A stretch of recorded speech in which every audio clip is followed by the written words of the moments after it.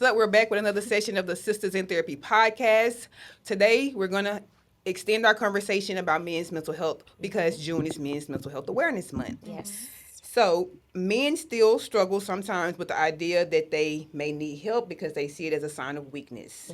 I don't think men are the only ones that struggle with this. I think they struggle with it the most. Yeah. In regards to saying something is bothering me, something is hurting me, I don't like this, or I'm simply feeling a little bit sad. And so I think because they struggle with it, they needed their own month so that we can continue the conversation and highlight the importance of mental health for men. When you guys think about, let's say, your grandfathers or your uncles, in regards to like managing their temperament, like what comes up for you guys? Or any men in your family? I'm thinking of older men and younger men, so Yeah. feel free to chime in. So you said like, what do we think as far as like how we like what we witnessed? What have you from witnessed, them? like their temperament and even your dads, like how they handle things, their emotions, or just situations when they Yeah. start to feel uncomfortable? Yeah. I can only speak for like obviously witnessing my dad because when I would see like extended family, there wouldn't really be any tension to where like you would see somebody like shut down.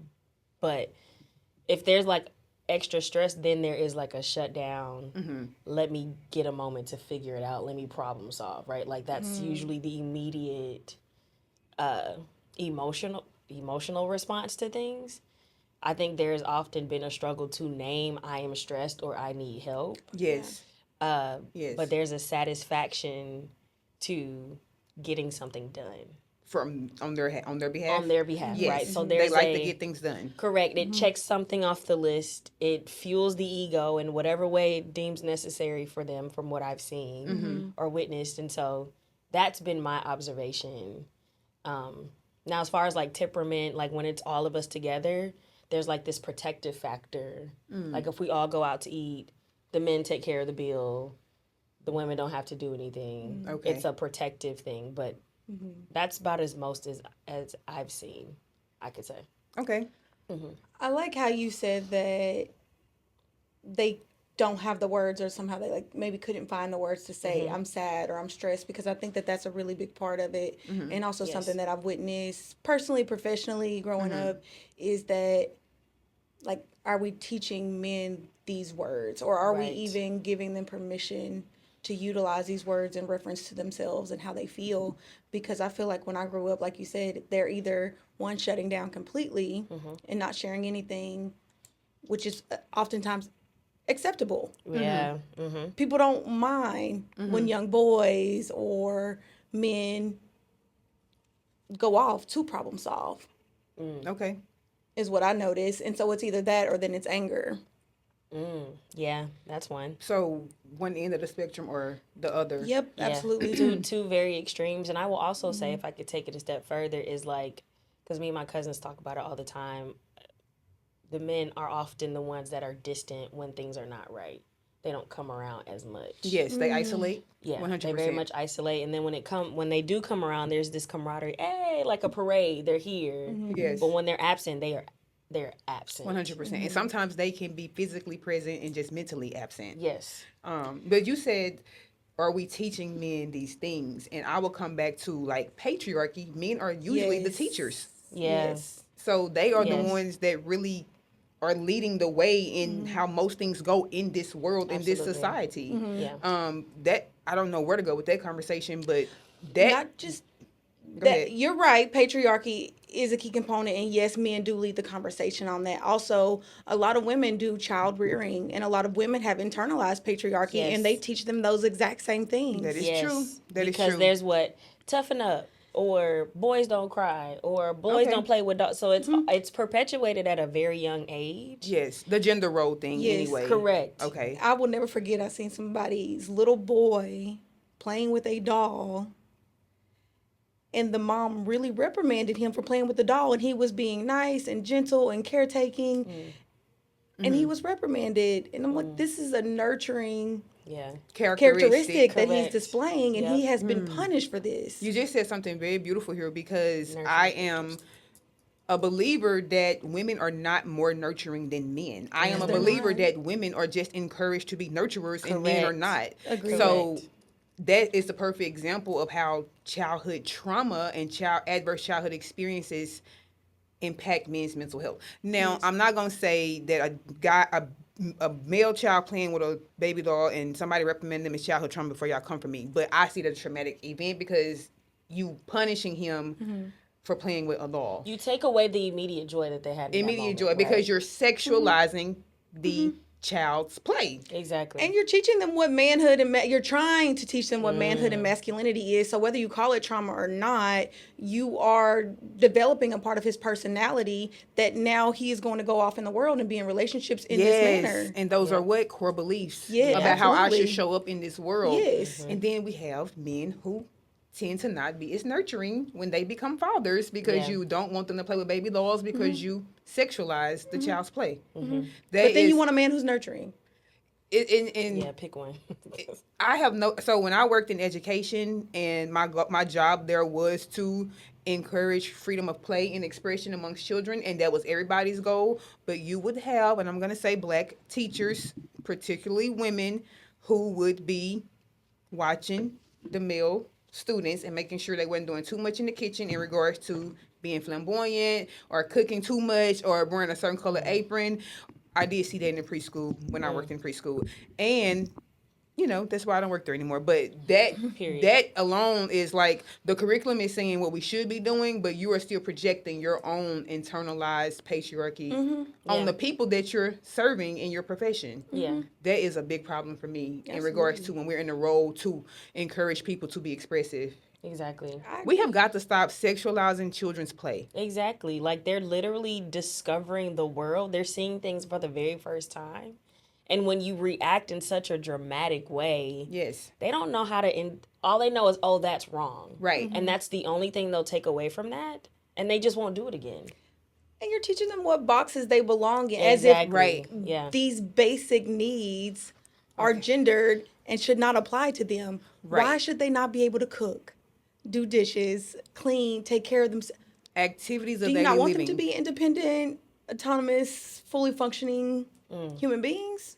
Also, I'm just going to restate that statement. We have got to stop sexualizing male children's play Yeah. because it gets sexualized the most. Yeah. A little girl playing with a truck don't raise as many flags for people as a little boy playing with a baby doll. Right. For I some agree. Oh, reason. that's the same thing about sexuality for In general. adult folks. Yeah. Like, oh, she date women. Okay, cool, that's cute. A man, like, there's Okay. negative connotations with that as well. Okay. So I asked a question about like what you guys have noticed about like the men in your family, and I want to answer that question because what I've noticed, particularly in the men in my community growing up, was one, you was scared of them. Some of them. That's the community though, like just in general. Maybe not related to me by blood, but just the community. So I grew up knowing like certain men you just stay away from. But then on the other side, I had my grandpa, and he was nurturing in my opinion. But when it came to being sick, that's when men struggle, and that I've seen in my family, they struggle the most with vulnerability and letting people help them because they truly do. They saw being sick as a sign of weakness. And when my grandpa was diagnosed with cancer, he literally did not tell anybody.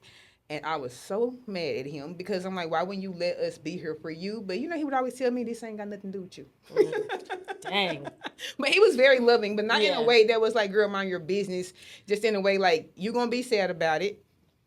It's a very rational. He said, this ain't got nothing to do with you.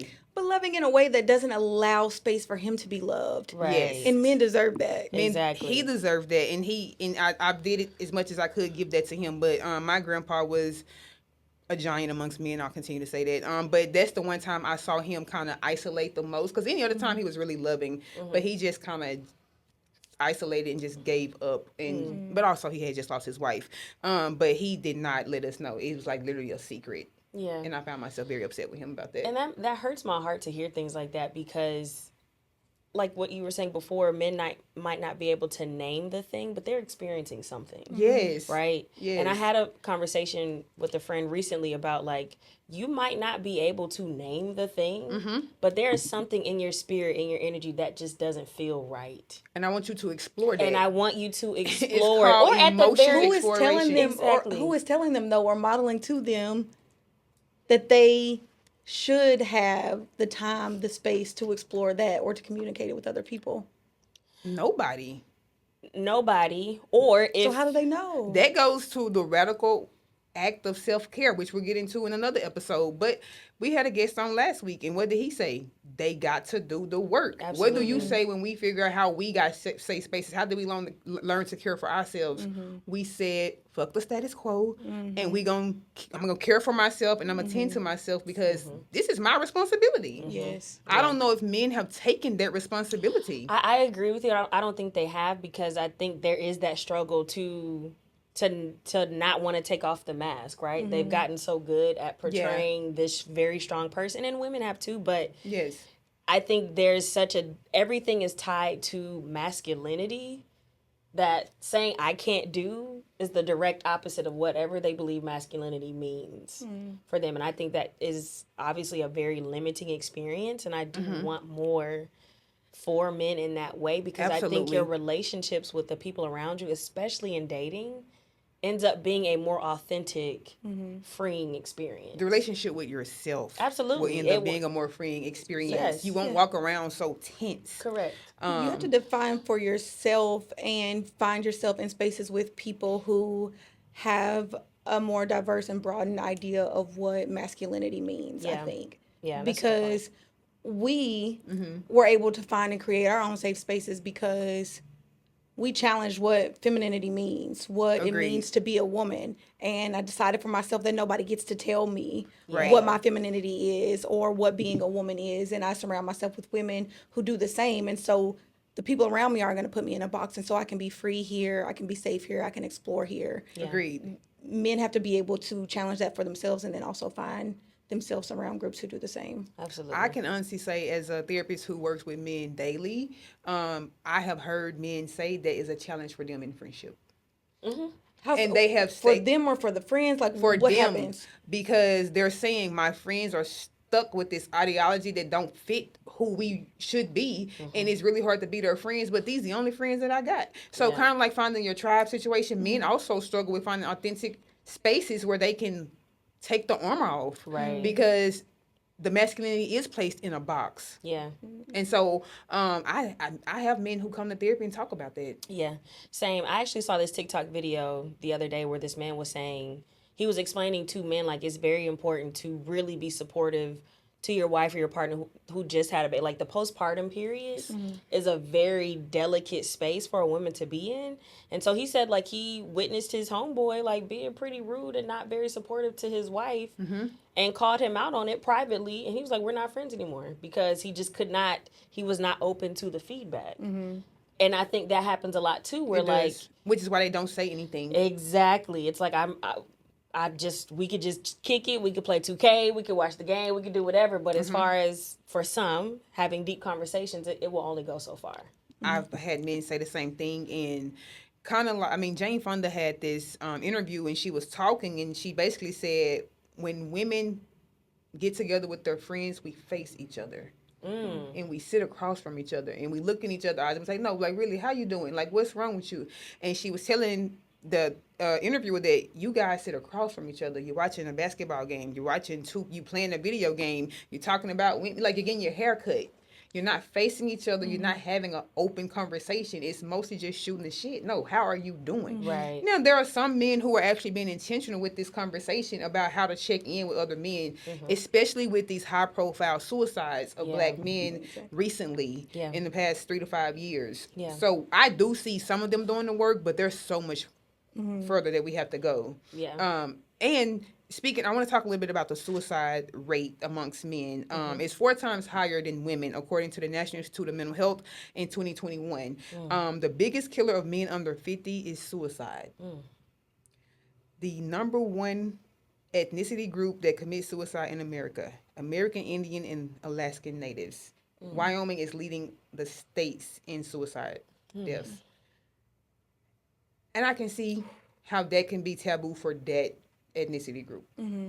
For sure. Absolutely. Because I think that as I've been doing this for about 10 years, I may have had one American Indian or something like that on my case. So I had a lot of South Asians, Filipinos, Black people, white people, but I have rarely ever have American Indian Yeah, on my caseload. I've not had that either. Very rare. That's devastating to hear. I think the conversation of suicide in general is taboo because people don't often have the language or they're very uncomfortable. It is a very hard topic to have, and people get stumped. It doesn't look the same for everybody. Not A at person all. can have a really good day, and then the next day is totally different. 100%. And so it's hard for a lot of people, it's hard to know what to do because the thing is like check on your strong friends like that, and that's fine. But if that is a decision that they are making, that is a decision that they've made, and it's tough to really. It's hard to understand it. When we say, but I understand that 100%, like what you just said, but I'm always going to go back to the societal language and how we continue to perpetuate stigma as it relates to professional help seeking. Yes. Such as saying the gym is therapy. Yes, I'm going to continue to say it because there are more men saying that than not. And men are committing suicide more than women. Yeah. And I would also like to go on record and say that if I look at particularly Black men, the last couple of Black men who committed suicide had fit bodies. They had fit bodies. They were not people who weren't in the gym. Yeah, that's They a don't good need point. y'all to tell them to get into the gym. Exactly. Unfortunately, that's not what they need y'all to tell them. No. Because that's a barrier to help seeking. And I think we need to talk Yes. more and more about the barriers because That is a barrier to help seeking. I think our social relationships and how we are telling people to be okay Yes, T. Yeah. Yes. is one of the major barriers. That is a very big barrier because on social media, I see Black men and Black women because the fitness world is jumping on social media, okay? It is. And a lot of people who are fitness trainers are calling themselves mindset coaches, narcissist abuse coaches, all of these coaches. But your responsibility as a human is to send people to get the appropriate care. Exactly. Period. That's the responsible That's the the thing responsible to do. thing to do. And Do you really care about these people? exactly. And when you really look at how they talk how they talk to people, there's negative reinforcement to me does not work. There's telling nothing somebody a to get your fitness fat trainer self could up tell me or- about my mental health. No, not at all. But even then, like you're still perpetuating shame the way you're talking to them. 100%. It makes me uncomfortable. And they're uncomfortable with the topic of mental health. Yes. They're uncomfortable with somebody saying I'm sad or I'm struggling. And so they might think that they're being encouraging by saying, don't speak on that. Don't speak that into existence. Don't Just be work out. Go negative. harder. Yep. This negative. Don't be negative. Just be positive. I'm work glad harder. you just said that because that's a barrier. Yes. Absolutely. Telling somebody that it's negative when they tell you that they're sad or they're struggling with depression, that is not negative energy. No. That is actually the reality of somebody experience and they're sharing it with you. Absolutely. If you are uncomfortable, rightfully so, because you don't have the capacity or the intellect to take on this conversation, Thank that's you. fine. And I was But just say about to that. say that. Admit that and say that because we don't know everything. We don't know Which is everything, fine. and it is highly irresponsible to pretend that you do or to force how people should be okay. In this particular, it's supposed to look a particular way Yeah. when it doesn't. When you Because call it you're negative, okay. you're naming it. You're Yes. acting like you have expertise on this, Yes. and you're telling them that this is what you should do to correct it. Yeah. Versus saying, Yes. "I'm sorry, I don't know much about this. Here's where you should go, who you should speak to." So that's a great segue into why some of you are not mindset coaches, why you are not low-key therapists. Because when somebody tell you that they're sad or they're depressed, you don't name that for them. Nope. That's not what a therapist would do. We Absolutely gonna hold not. the space. See, holding space is a skill. It is very much a skill. Yes. And it take a lot of hours to get this degree and this license to learn how to hold that space. So I just would like for people to understand, in order for us to bring awareness about men's mental health, we first have to be honest with ourselves. Don't just hashtag men's mental health and host a workout event. Bring in an actual licensed therapist, and it can be a man, and hold space for your fellow brothers. Yes. Hold the space. Because they deserve actual space to be held. I'm not talking and about a not just yoga to instructor. complain. I'm not not talking about a just to- yoga instructor. not just to work out. They deserve an actual space Yeah, held for them to exactly. where they can have feelings and those feelings be heard and validated and explored. Yes. We're doing them a disservice. Exactly. And especially if a lot of them are going to continue to say men don't have safe spaces, in order to begin creating that, you have to do it in a very responsible way. That means you bring in the people who have the clinical expertise to do that. 100%. Because if you just do it at the fly of your pants, you're not doing it with integrity. You're not doing it with intentionality. You're just doing it just to say you did it. And you're not really doing it if we keep it in a No, buck. they're doing more harm than not. Yeah. And I know that, like, I've had people rolling my DMs about me saying the gym is not therapy. It's and, not, guys. And I'm sorry. I'd like, maybe I am tripping, but I'm like, then I go check the suicide rates. And I see, even though American Indian and Alaskan Natives males are leading in suicide, young black men are dying by suicide at an alarming rate as well. Yes. One of the top 5 leading causes of death in black men. Yes. And of course they're saying it's things like racism, childhood trauma, these things. And they're like, the article I was reading was saying like something like nobody is talking about this. I'm like, but yes, people are talking about it. I don't think people are listening because they want it to come from somebody else. Yeah. Or not at all, honestly. Or not at all. But this is why we gonna continue to have this conversation and push it out there, because we are black therapists. Yeah. Or they don't want to hear it because they might end up saying, "Oh, they weak. They're not strong. They wasn't strong enough to handle it. This or that." Versus validating that life is fucking hard for everybody. Everybody. And black men, marginalized men are not excluded from the hard experiences that is Not at all. life. No. What are some signs to recognize that a man may need help? That's a good question. You kind of mentioned it a little bit. You said Isolating for sure. That might be the biggest one for me. Is the isolating. The other one I was gonna say, not necessarily like not being receptive, but I don't know if that's a big one for me. But I would say isolating is the main one. The struggle to maintain relationships Okay. is one that I also notice. The struggle to maintain relationships. And that's more so like sometimes a sign of depression. Yeah. But then we got another side. We got the attention seeking men. Yes. Because they need help too. Yes. And they are very outgoing, flamboyant, and sometimes annoying. Sometimes. And they just, in every space, in every conversation, kind of just doing a lot.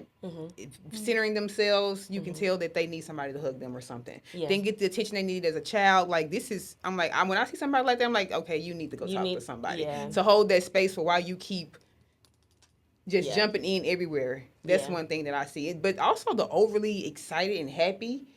Sometimes those people need somebody to recognize like you've been a little too happy. Right. To say, and you gotta know your people, right? Yeah. You gotta know what's typical of them and what's not. If this has been their personality since This is they true. were a kid, then this might just be who they are.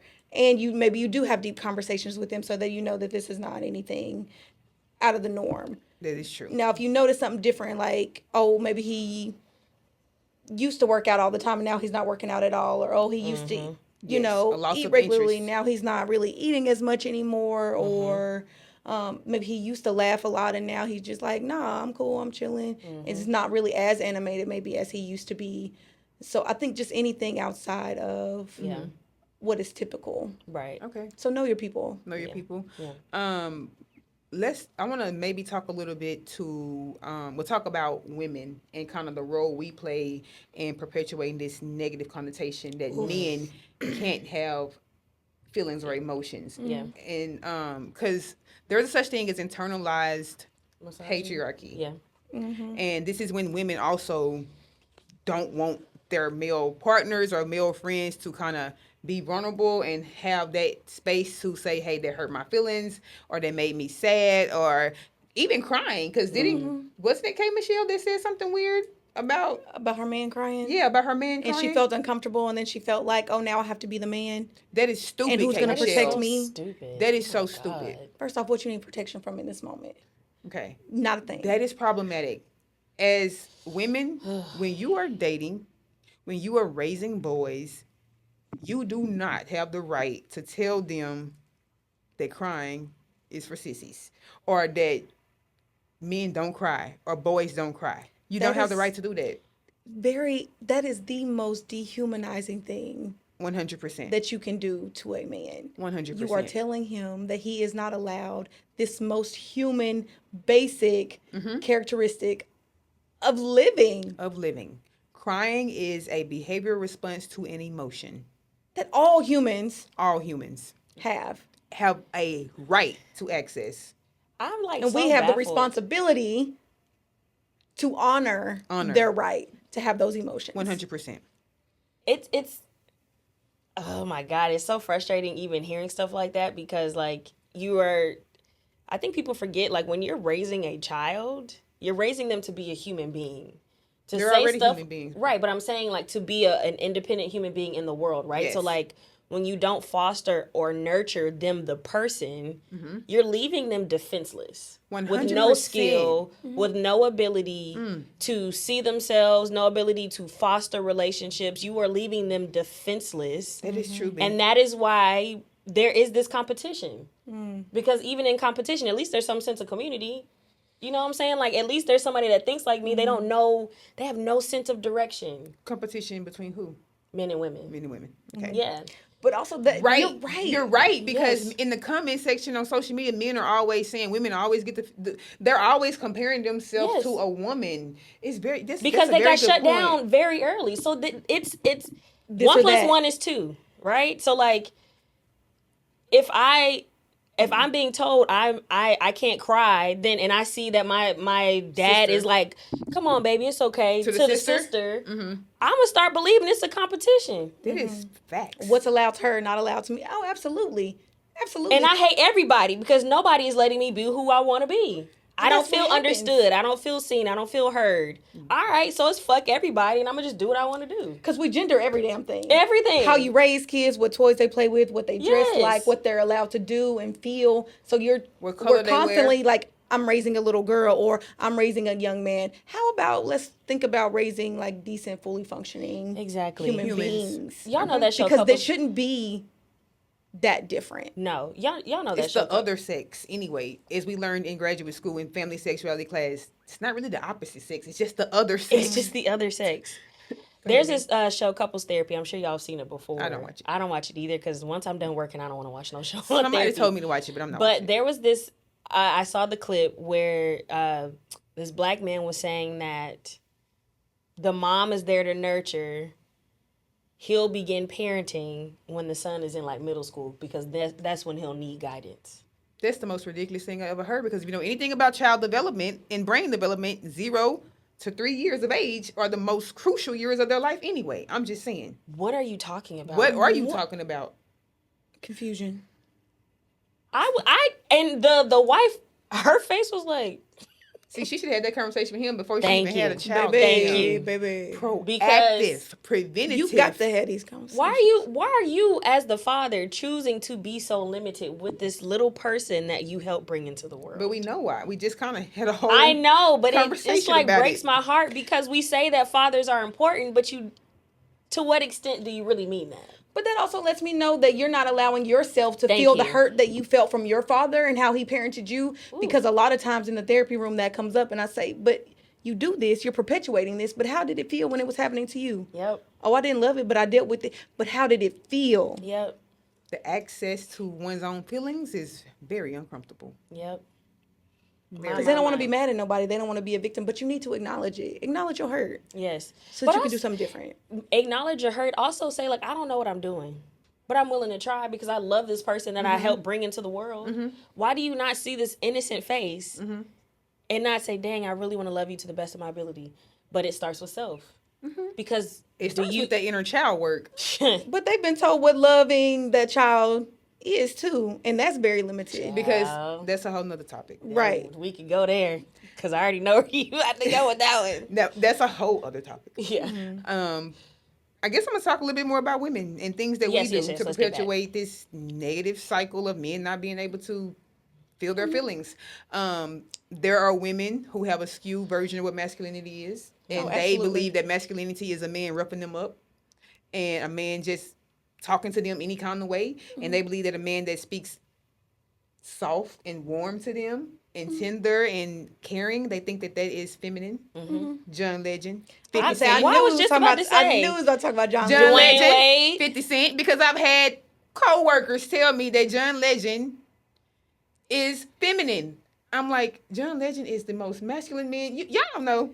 For me and how I define masculinity, loving, because masculinity is loving. Yes. I was about to say, Loving. John Legend is Because let's loving. talk about it. Dwayne Let's Wade talk is about it. loving. Because, Yes. So even when people say that, what do you mean by that? I want you Russell Wilson is loving. Thank you. Because what do you mean by that? Now I know that you really don't know what a relationship is supposed to be or what a loving person is supposed have to be. no because- and idea. you've limited yourself and your Yeah. own masculinity to this, which impacts your mental health, because now when you fall outside of this box or this expectation Yes. of providing or being mean, then you think that you are less of a man. Yes. And But you're women not. also think that they are less of Oh, a man. absolutely. Because women are saying that that's not masculinity to them. Yeah. Heal, sis. Exactly. Like Start the please. process immediately. because you let's say you want this to be a very traditional gender role relationship, but like, girl, you just said he's struggling to pay his bill. How? Brittany. I'm just saying, like, how you expect him to be a provider for you, sis? And he's struggling too. It doesn't make sense to me. Again, perpetuating things that just don't make sense. Not at all. Like, it's so limiting. It's very limiting. Why and I do- hate that for people. Why do y'all think that we as women, not we, but what are women afraid of whenever it comes to men being nurturing or caring or loving in a way that is not domineering? I think That's a good question. Let me think. I think that they have not healed from their childhood traumas. They love operating in a space to where they are being domineered over because that's all that they know. Comfort from Comfort. childhood. Yes. Familiar. We love comfort, that plus Even to our own detriment. even to our own detriment. yes, and I think there's also been an obsession with toxicity. Absolutely. And I think Oh, yeah. when that's not It's embedded. perpetuated, yeah, and I don't think people understand or don't know what genuine care looks like. That's true. And so I think when it's, we've confused the word persistent with abusive language, but like, I think they just don't have the right idea or they just don't believe that they deserve better. And that's a part of it too. self Yeah. It all is self work. work. It- Yeah.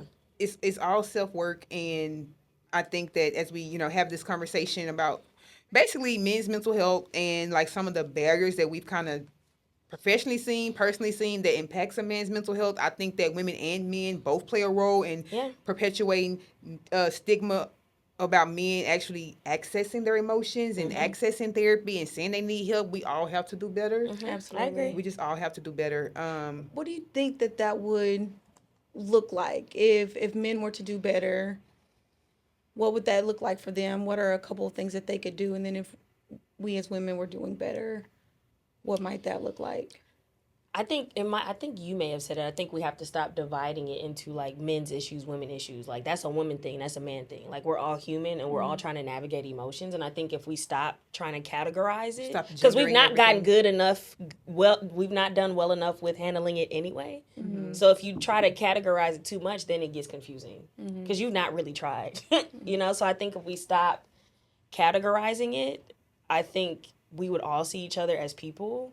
And it wouldn't feel like a competition of who has it harder because we both understand that being a human is hard. Obviously, there are other intricate details pertaining to being a 100%. black woman. Like, I don't think I have to explain that.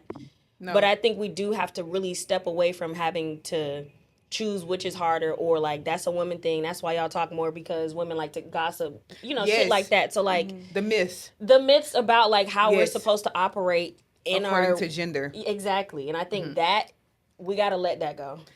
So I agree 100%. Also, we just gotta stop lying to ourselves. We love the way lies taste in this country. We love the way they taste. We absolutely love it, and we just swallow it over and over again. Nobody ever. No, some people, not generalizing it, but people don't really like the truth. Yeah. Even when you interject Yeah. and say like, bro, that's actually not right. And on social media, these people with these large platforms are spreading so much misinformation, and people think that these people are telling the truth all because you like them and you like their outfit and their aesthetic and their reels. Girl, Yeah. if you don't, you can't let these people decide for you what is mental health care and what is not. Yeah. That's one of my biggest pet peeves. We gotta stop lying to ourselves. Yeah. And we're in an area to where everybody on social media can be an expert without actually being an expert. Yeah. And people gravitate towards that more anyway. Yes. Unfortunately. Yes. So. Yes. I think it says a lot about you as a person if you know that somebody is not licensed to do something and you go sit down and talk to them. Because why don't you care about yourself enough to sit down with the appropriate professionals? There's fear there, I think. I think it is too. I think that there's fear there. People want to be told what to do. They don't want to think for themselves. Not just that, they think it's less stigma. It's less weak. They wouldn't let a dentist do surgery on their feet. No, I agree. They would go to the appropriate professionals. And it's just more socially acceptable to go see a This is dentist true. than it is to go sit down with a licensed therapist. I'll is take it a true. step further. We do way more research on sneakers and wigs. And celebrity gossip. And And, celebrity rap gossip. beefs, but I'm going to let it go. So let's do some research, guys. I just want us to hold each other accountable. Yeah, that's we got it. to have a better relationship with accountability. That's what I think we got to do. A better relationship with accountability. Not being afraid to risk that friendship for saying, bro, I don't appreciate the way you are handling your wife. Sis, I don't appreciate the way you're handling your husband or your wife or your husband. We just got to be more comfortable saying, like, you don't have to talk to your children like that. Right. But you know what? With to your point about like the lie tastes good, Yeah. people are willing to avoid it altogether than to risk the relationship. True. And I get it. Comfort. We talked about it. Yeah, I get it, but I don't get it. I get it for like 1 + 1 is 2, right? If we entertain logic, whatever. If we entertain them. Yeah, if that's what we cool want to every now call and then. logic, but and that's why I sometimes wonder, I don't know how this is going to translate, so bear with me, like how deep are some male relationships really if y'all are not really talking about things? Now, I was told to be mindful of how I say that, because I'm not saying that all men relationships aren't deep, but how deep are they really? If it is true that y'all are saying that there are no safe spaces for men. Because women does that have, make sense? yes, that makes sense because we have done the work to create safe spaces for us in general. But let's just talk about the why. I'm not trying to make this about women because we're talking about men, but women had no choice but to figure out a way to create safe spaces. Men have not had that type of, I guess, pressure to need to go find somewhere safe to talk to somebody. They have been the leaders. They have Well, been. the pressure is on now because The now pressure is suicide on rates now. are high, depression rates are up. Like Oh, now is the 100%. time. The responsibility is here. The responsibility is theirs. I'm gonna hold the space for men that come in, even if I'm in the space of one, I'm gonna like, it's okay. I even give giving them books, giving them gifts, and just letting them know like I see you, I care Yes. about you. Like that's what I do is my role. Right. But even sometimes that make them uncomfortable. Yeah. And that's okay. But I'm gonna continue to do it. I was about to say, and it's going to continuously be uncomfortable. It's going to be uncomfortable when women try to do it and create a new safe space. It's going to be uncomfortable when men try to create that safe space with their friends. I think it has to start with them knowing that you are allowed this access to this type of space. Right. Keep doing it anyway and keep showing up anyways with grace and accountability Okay. for yourself and for others around you. And eventually you will find Okay. your people. I think so too. It takes time to get there. I Oh, think people absolutely. have just this patience thing, but I get it. Yeah. But you got to own it. I think we really have to internalize. I know even for me, some things I have to internalize that I absolutely have the right to have these feelings. I have the Yes. right to ask for help, to be sad. And so I think men have to find a way to validate that for yourself. They Yeah. do. And know that you do deserve access to validation, care, empathy, concern, consideration, and start really embodying that and then voicing that, walking that, and then find your people who are going to be respectful of that Yes. and encouraging of it. And I will add to that, stop saying no to everything. Have y'all seen where women are like, men say no to everything? Like even like an idea they always say no. Like just maybe say yes to one thing. Yes, I would like to share. Or yes, I am open to this experience. Because I when don't you have say nothing to no, you're just shutting everything down. Like Mm-hmm. you're not allowing any additional changes to So happen. have a growth mindset. Yeah. Is what you're saying. Yeah. No, I'm not going to therapy. Well, are you deciding that this That can't? is a big one, and that We is a can't do big one any better? amongst racists. Yeah. it I really have is. I have a few women who met some nice guys. Things are going well, but they are absolutely saying, "I will not go to therapy." Yeah, that's tough. I've been told that as a therapist, and that's crazy. That is crazy. I think my challenge for men is really simple: Google patriarchy, and then understand that you're a victim of this, and unlearn it. Yeah. That's And mine. that plus being open to feedback, I think that's the struggle too. Like when they hear patriarchy or misogyny, there's this defensiveness that 100%. happens. And I would say take a moment and like be open to the feedback and sit with why that makes you uncomfortable. Because then the projection happens of like who has it the worst, right? So I would say be open to feedback. Yeah. Okay. And there are people that you can follow. There are people that you can listen to. So a part of decolonizing your mind, becoming aware of patriarchy and the role it plays in your life is really also exposing yourself to other people and places that have decolonized their mind, that do challenge these types of stereotypes and have a more broad view of masculinity, love, and care and community. Yep. 100%. Absolutely. Shout out to my boy Isaiah. And also, I would say understanding that as in today's world, not that any of this is new, but being a man is also multifaceted. Yes. Oh, yes. Yes. And there has to be flexibility in how you view another man, even if you see a man in a dress or two men together. That's another way to kind of challenge That's a good one. And I your think that's- perception of manhood. Yeah. If these men are identifying as men and are loving each other, then they're men who love each other. Period. Exactly. Yeah. And I think that's a beautiful first step because I always tell people the more you can give other people full grace and space to be who they are and be accepting and respectful of that, the more you're going to give yourself that Yes. same space to accept who you are and what that looks like. You really kind of can't have one without the other. Absolutely. No. Yeah. Not at all. Okay. Anything you want to leave people with? If you are looking for a therapist, you can go to Psychology Today and Google what black male therapists, white therapists, Hispanic therapists, things like that. And then you also have therapy for black men. And in Houston specifically, if you follow the Alice Collective, they have men's Yes. groups. So there are places to go to talk Plenty to of somebody resources. where people to hold space for you. Yes. Okay. So this is specifically to our men. Go love yourself. Go love yourself. Go love yourself.